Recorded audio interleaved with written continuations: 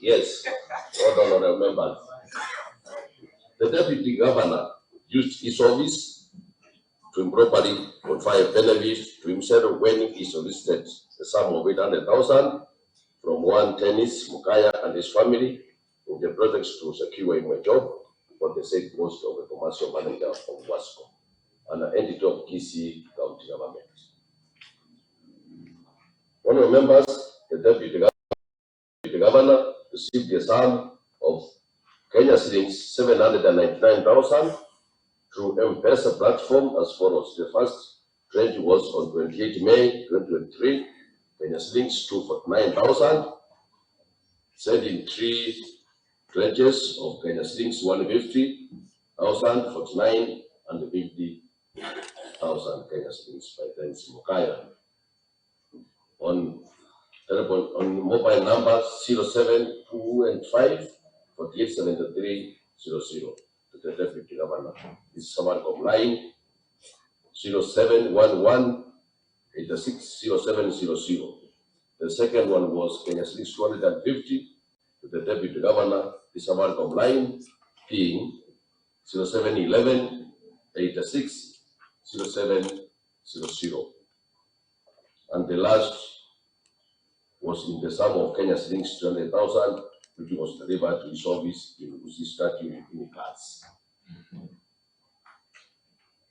Honorable members, the deputy governor, in an attempt to influence the award of a contract of employment to Dennis Mukaya, the deputy governor sent via M-Pesa a sum of Kenya shillings 100,000 to the managing director WASCO in order to influence her to employ the said Dennis Mukaya, which request was not ascended to by the managing director, and the money was returned via M-Pesa to the deputy governor. When realizing the deputy chief executive authority first in the deputy governor, was there need for the deputy governor to increase the value of the managing director to give Dennis Mukaya the said post? That is a question the mover was asking. Mr. Dennis Mukaya complained to the County Assembly to him in his oversight of university, as the mover said. The so-called Dennis Mukaya complained to him as the MCA and as a person who was then on the wrong side, as he explained.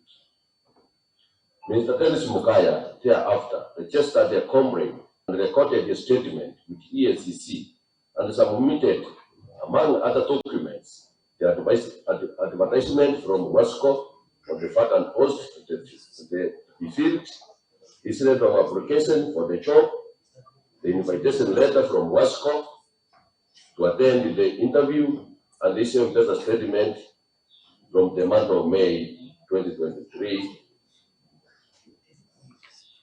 stating the transfer of 249 to the deputy governor. Despite the huge payment made, honorable members, Mr. Dennis Mukaya and his family never secured the job. On informing the deputy governor that he will be forced to make a formal complaint to the Anti-Corruption Commission on the matter, the latter threatened his life and of his family. Consequently, he forced the former to go into IT. Ground 2, abuse of office. The action